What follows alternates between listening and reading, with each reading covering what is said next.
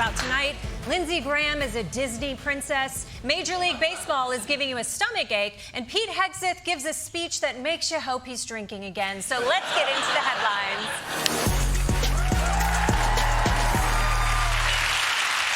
Let's kick things off with Kristi Noem, former Secretary of Homeland Security, and the inciting incident in All Dogs Go to Heaven. She's had a bad time recently. She lost her job. We found out about her affair and how it happened on a taxpayer-funded plane. She really needs to just lay low and stay out of the headlines. Sorry, what's that? Former Homeland Security Chief Kristi Noem is said to be stunned by reports that her husband may be leading a cross-dressing double life. According to the Daily Mail, Noem's 56-year-old husband, Brian, is a secret cross-dresser who wears gigantic fake boobs and wears pink hot pants while he chats online with fetish models who have gigantic breasts.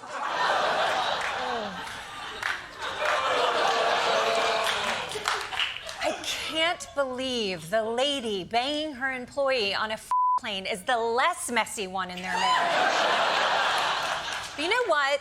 You live your truth, Brian. Oh, she can dress up and you can't? That. You know what?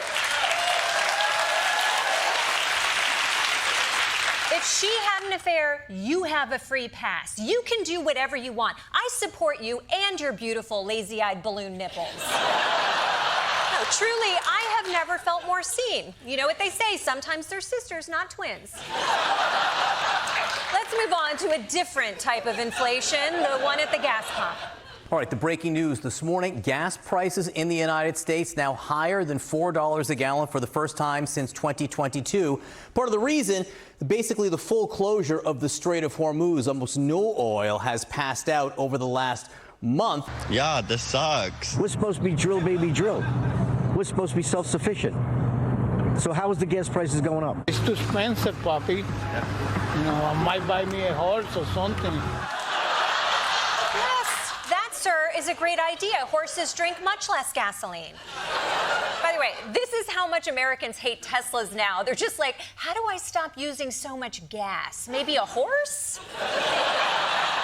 But it doesn't matter how many horses we buy. Oil prices won't come down until the Strait of Hormuz is as open as Kristi Noem's marriage. President Trump, it was your stupid war that closed it in the first place. Do you have any suggestions for how to open it back up? All of those countries that can't get jet fuel because of the Strait of Hormuz, I have a suggestion for you. Build up some delayed courage, go to the Strait and just take it. You'll have to start learning how to fight for yourselves. Go get your own oil. So just to get this straight, you started a war that caused the Strait of Hormuz to be closed, and now you want someone else to figure out how to open it? It's the Middle East. It's not a toilet in the second floor office bathroom. If you clogged it, it's your job to unclog it. Unless no one saw you go in, and then you blame it on Michael Costa.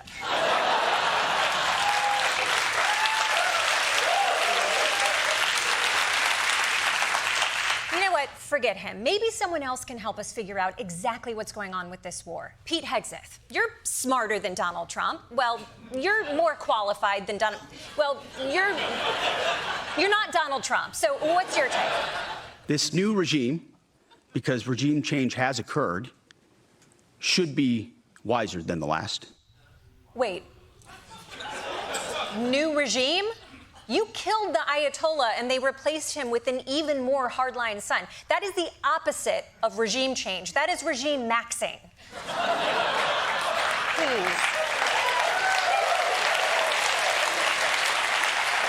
Please, give us a plan. You were in the region this weekend. What did you see? I had a chance to bear witness, and I witnessed the best of America. Oh, no. No. Pete, don't try to be poetic. Don't do that. In my mind's eye, I'm actually looking out at the groups I met this weekend. Those maintainers who we walked up at sunset with the chill in the air on the flight line. I met a junior airman as the sun was going down and a chill was setting on the tarmac. I did the same with his boss, a colonel with a heart the size of Texas. and a beautiful deployment mustache to match.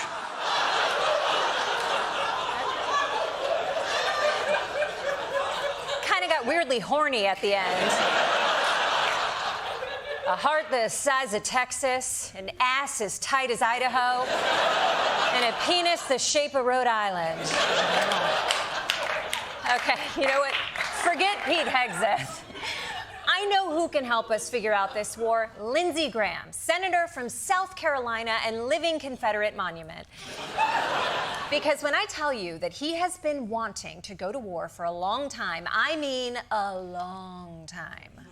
I would urge President Trump to go all in to make sure that when this operation is over, there's nothing left standing in Iran regarding their nuclear program. We're going to blow up all your oil refineries. Hit Iran. Blow it off the map. Don't underrate killing them all. That gets everybody's attention. I don't know. It is now time for them to pay a price. We'll use military force, destroy the Air Force, sink their Navy. We need to look at military options. We should destroy their ability to make conventional war. I think it's better to use military force than it is to allow them to have a nuclear weapon. The most dangerous thing in the world, in my opinion, would be the regime in Iran possessing a nuclear weapon. And if military force is necessary, then so be it. Wow. Okay, he's been going after Iran since before I was even born. Don't Google it. Don't Google it. Seriously, Graham is more excited about blowing things up than Kristi Noem's husband.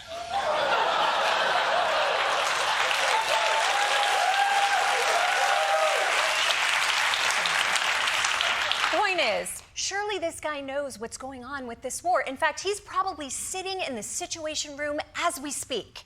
Republican Senator Lindsey Graham spotted by TMZ at Disney World. You can see him carrying a bubble wand at the Magic Kingdom, dining at Chef Mickey's, and even in line to ride Space Mountain. Are you f***ing kidding me? Lindsey Graham went to Disney World? I know going to war with Iran was important to him, but I didn't know it was a Super Bowl. By the way, for any Jets fans out there, the winning team at the Super Bowl traditionally goes to Disney World. Oh, also, the Super Bowl is the last game of an NFL season. You know what? We don't have time for all this. I'm sure he was there to do all the normal things adults do at Disney World, like eating your body weight in Dippin' Dots or showing your boobs on Splash Mountain. Or maybe he went to see that new Olaf robot that everyone's talking about. Olaf, the animatronic here at Disney, had currently had its first public malfunction, just dropping back.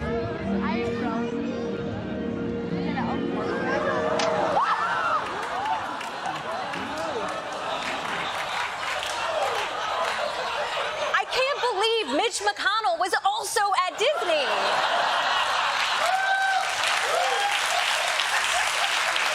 What are the odds? But if you're angry that Lindsey Graham is at the Magic Kingdom while the country is in a war he pushed for, don't worry. He has an almost plausible explanation.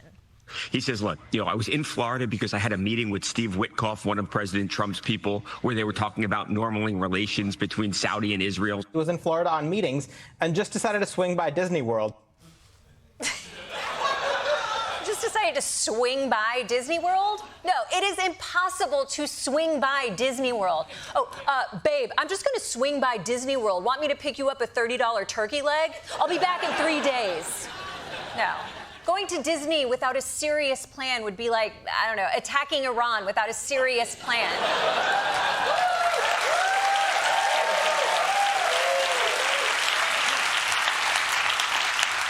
And even Lindsey Graham knew that excuse didn't work, so he's moved on to overcompensating.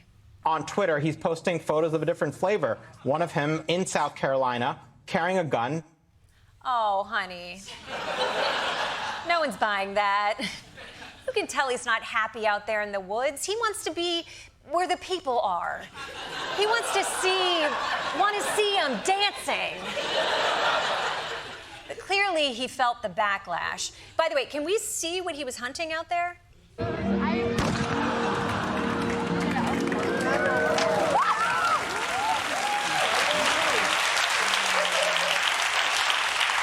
Unfortunately, Olaf will be replaced by his son, who is also named Olaf and who may be even more hardline than his father.